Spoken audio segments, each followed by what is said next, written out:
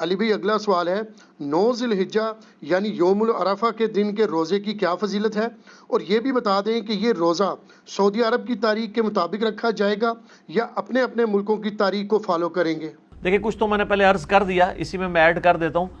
آپ نے اپنے ملک کے اعتبار سے ہی رکھنا ہے. فضیلت تو میں نے بتا دی مسلم شریف میں کہ 2 سال کے گناہوں کا کفارہ ہے، اور یہ صغیرہ گناہ ہے. کبیرہ گناہ توبہ سے معاف ہوں گے. اس کو سپورٹیو وہ حدیث ہے صحیح مسلم کی کہ اگر کبیرہ گناہوں سے بچا جائے تو ایک نماز سے دوسری نماز، ایک جمعے سے دوسرا جمعہ، اور ایک رمضان سے دوسرا رمضان درمیان کے گناہوں کا کفارہ ہے، اگر کبیرہ گناہوں سے بچا جائے. اب ایک شخص نے ایک جمعہ پڑھا اور اگلا جمعہ پڑھا اور بیچ میں ایک نماز بھی چھوڑ دی تو کبیرہ گناہ اس نے کر لیا نا. تو کبیرہ گناہ جو ہیں وہ توبہ سے معاف ہوں گے اور اپنی اصلاح کرنے سے. صغیرہ گناہ آٹومیٹکلی معاف ہو جاتے ہیں بغیر توبہ کے بھی، نیک اعمال کی وجہ سے. جو قرآن پاک میں ہے نا کہ نیکیاں جو ہیں وہ گناہوں کو مٹا دیتی ہیں. وہ کون سے گناہ؟ جو چھوٹے موٹے انسان سے لا علمی میں چھوٹے موٹے گناہ ہو جاتے ہیں. یہ علیحدہ بات ہے کہ آلموسٹ جتنے گناہ ہیں وہ کبیرہ ہی ہیں جن سے توبہ کیے بغیر چارہ نہیں ہے. بخاری مسلم سے کم از کم میں نے 20 گناہ، اور قرآن پاک میں بھی سمجھ لیں 8-10 گناہ تو آئے ہوئے ہیں. شرک، ماں باپ کی نافرمانی، قتل نہ حق، زنا، یہ تو قرآن میں آیا ہے. شراب نوشی، جوا، جادو، یہ وہ سارے بڑے بڑے، غیبت، چغلی، وعدہ خلافی، آلموسٹ جتنے گناہ آپ کو نام آپ لے سکتے ہیں وہ سارے کبیرہ گناہ ہی ہیں. تو ان سے آپ نے اگر بخشش کروانی ہے توبہ اور اپنی اصلاح کرنے سے، صرف توبہ کرنے سے کام نہیں چلنا. اس کی توبہ کا طریقہ ہی اپنی اصلاح ہے. تو یہ صغیرہ گناہوں کے اگینسٹ ہے. وہ اکثر لوگ اعتراض کرتے ہیں جی گزشتہ اور آئندہ کے لیے ایک کہ جی آئندہ کے گناہ بھی معاف ہو جائیں گے. وہ آپ جن گناہوں کی معافی سمجھ رہے ہیں نا وہ تو اس سے ہونے ہی کوئی نہیں ہے. وہ تو ویسے ہی نماز پڑھنے سے آئندہ کے گناہ تو معاف ہوں گے ایک فضیلت کے طور پہ. اسی لیے بعض محدثین نے اس کا ترجمہ یہ کیا ہے کہ 2 سال کے گناہوں کا کفارہ ہے. ٹھیک ہے، تو یہ با محاورہ بھی بات ہو سکتی ہے، تعویل اس کی بھی کی جا سکتی ہے. رہا کہ سعودیہ کے مطابق کرنا ہے تو یہ تو ان 15-20 سالوں کی ایک زیادہ مصیبت ہے. ادروائز اگر آپ آج سے 40-50 سال پہلے جائیں، جب یہ سیٹلائٹ ٹی ویز کا سلسلہ ہمارے علاقوں میں یہاں شروع نہیں ہوا تھا، ریئل ٹائم ڈیٹا نہیں آتا تھا، تو اس وقت تو ہمیں پتہ ہی نہیں ہوتا تھا کہ آج سعودیہ میں یوم عرفہ ہے یا نہیں ہے.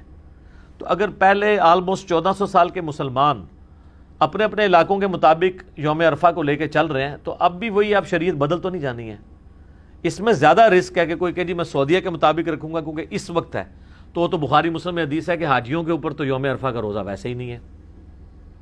نبی الاسلام حج کے دوران صحابہ نے آپ کو پیالہ مشروب کا پیش کیا یہ چیک کرنے کے لیے آپ نے روزہ تو نہیں رکھا، تو آپ نے پی لیا تو صحابہ کو پتہ چل گیا کہ غیر حاجی کے لیے روزہ، حاجی کے لیے نہیں ہے. ایون یہ سیٹلائٹ ٹیکنالوجی جب تک نہیں تھی تو مکے کے اندر جو لوگ تھے ان کو یہ آئیڈیا تھا، مدینے والوں کو بھی نہیں پتا ہوگا کہ مکے کا کب بن رہا ہے یہ سلسلہ یوم عرفہ کا، اگر ان میں آپس میں ڈفرنس آ جاتا ہے. آج چونکہ ریئل ٹائم ڈیٹا آ رہا ہے اس لیے یہ فتنے بھی زیادہ کھڑے ہو رہے ہیں جی سعودیہ کو دیکھیں گے، سعودیہ کو دیکھیں گے. سعودیہ کو کوئی دیکھیں گے، 10 محرم بھی یہاں کی ہوگی، رمضان بھی یہاں کا ہوگا، عیدیں بھی یہاں کی ہوگی. سعودیہ کو نہیں آپ نے دیکھنا. آپ نے اپنے علاقے کے مطابق یہ 9 ذی الحجہ کا روزہ ہے. وہ کہتے نہیں لفظ تو آیا ہے یوم عرفہ تو اس کا نام یوم عرفہ ہے نا. جیسے 10 محرم کا نام عاشورہ ہے، ویسے تو ہر مہینے میں عاشورہ موجود ہوتی ہے، عاشورہ کہتے ہیں 10ویں دن کو، لیکن جب سمپلی عاشورہ بولا جاتا ہے اس سے مراد محرم کی 10 تاریخ ہے تو یوم عرفہ ہی اسے بولا جائے گا. تو اس لیے آپ نے اپنے علاقے کے مطابق اس کو لے کے چلنا ہے. اور باقی اس میں علم الکلام اور پھکی والا جواب یہ ہے کہ آج سے 40-50 سال پہلے تک تو آپ کی شریعت ہی پھر یہ والی لاگو نہیں تھی جو آج آپ نے امت کے اوپر لاگو کر دی ہے. تو پہلے 1300 سال کے مسلمان جس شریعت کو فالو کر رہے تھے ہم آج بھی اسی شریعت کو بہتر سمجھتے ہیں فالو کرنے کے اعتبار سے. دوسرا یہ ہے کہ امریکہ میں جس وقت دن ہوتا ہے تو سعودی عرب میں رات ہوتی ہے. سعودی عرب میں جب یوم عرفہ آنا ہے تو امریکہ میں تو اس وقت رات ہوگی. وہ کہتے ہیں نہیں جب وہ وہاں پہ داخل ہو رہا ہوگا تو داخل تو دن پھر یہاں سے داخل ہونا شروع ہوتا ہے نا. زمین تو آپ کو پتا ہے نا مشرق سے مغرب کی طرف روٹیٹ کر رہی ہے، اس لیے مشرق میں پہلے سورج نکلتا ہے. پہلے سورج نکلے گا مشرق میں، آپ جائیں گے یعنی آسٹریلیا کی طرف چلے جائیں تو پہلے سورج طلوع ہو رہا ہے ہم سے، پھر اس طرح کرتے کرتے کرتے جب ہمارا طلوع ہوتا ہے تو ہمارے سے 2 گھنٹے بعد سعودیہ کا ہوتا ہے. تو دن تو وہی ٹریول کر رہا ہے نا اس اعتبار سے. تو اگر آپ اسپیسیفکلی دیکھیں تو دن پہلے, لیکن وہ چاند کی تاریخوں کا اعتبار چونکہ علیحدہ ہوتا ہے, اس کے اوپر بھی میرا رؤیت ہلال کے اوپر اور چاند دیکھنے کے مسئلے کے اوپر, مون سائٹنگ کے اوپر ویڈیو کلپ ریکارڈڈ ہے.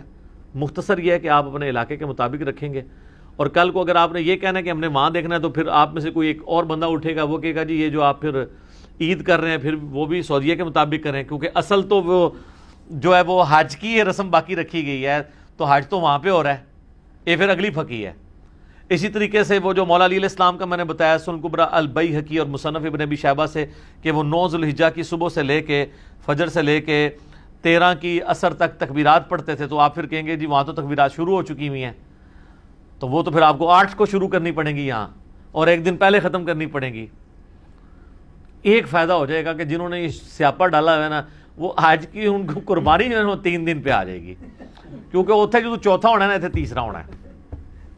تو چلو قربانی اگر اس میں 3 دن آندی ہے تو سٹارٹ تو ظاہر احتیاط سے نہیں کریں گے نا, وہ ایک جیسے زور احتیاطی انفی پڑھتے ہیں نا, تو وہ کہیں گے پہلا دن احتیاطی ہو گیا کہ ہم مسلمانوں کے ساتھ عید کر لیتے ہیں. تو یہاں جب چوتھا دن ہو تو ان کو اس وقت چوتھے دن بتایا کریں گے سعودیہ میں تو آج 5واں دن چل رہا ہے تو آج قربانی نہیں ہو سکتی, تو آپ نے کرنی ہے ادھر جا کے کریں, وہ بھی خیر ضعیف روایت ہے. ٹھیک ہوگا جی, جزاک اللہ. علی بھائی اگلا سوال ہے, ایام تشریق یعنی 10, 11, 12 اور 13 ذوالحجہ اور یوم عرفہ یعنی 9 ذوالحجہ کو پڑھی جانے والی تکبیرات کے الفاظ بتا دیں. الفاظ میں نے پہلے بتا دیے ہیں, المصنف ابن ابی شیبہ میں, مصنف عبدالرزاق میں, سنن کبریٰ البیہقی میں تابعین سے مختلف الفاظ ملتے ہیں. یہ بھی ملتا ہے اللہ اکبر کبیرا والحمد للہ کثیرا وسبحان اللہ بکرۃ واصیلا, اور یہ بھی ملتا ہے اللہ اکبر لا الہ الا اللہ واللہ اکبر وللہ الحمد, سبحان اللہ والحمد للہ ولا الہ الا اللہ واللہ اکبر. صرف اللہ اکبر بھی کہہ لیں تو یہ تکبیر ہی ہے. تو آپ کوئی بھی الفاظ استعمال کر لیں تو آپ اس سنت کے اوپر عمل کر لیں گے. باقی کن کن موقعوں پہ پڑھنا ہے, فرض نماز کے بعد پڑھنا ہے آپ نے, مصنف ابن ابی شیبہ میں اور سنن کبریٰ البیہقی میں مولا علی سے ملتا ہے 9 ذوالحجہ کی صبح سے لے کے 13 کی عصر تک ہر فرض نماز کے بعد. اور امام بخاری نے تو صحیح بخاری میں چیپٹر کی ہیڈنگ میں تعلیقاً لیا ہے کہ امام باقر جو تھے وہ عام نفلی نمازوں کے بعد بھی تکبیرات بلند کرتے تھے, اور اسی ہیڈنگ میں لیا ہے کہ حضرت ابو ہریرہ اور ابن عمر رضی اللہ عنہما جو ہے وہ بازاروں میں چلتے ہوئے تکبیرات کو بھی بلند کرتے تھے. تو یہ سارے وہ مواقع ہیں جس پہ آپ نے تکبیرات بلند کرنی. ایون آپ عید کی نماز پڑھنے کے لیے جا رہے ہیں تو آپ تکبیرات کو بلند کریں.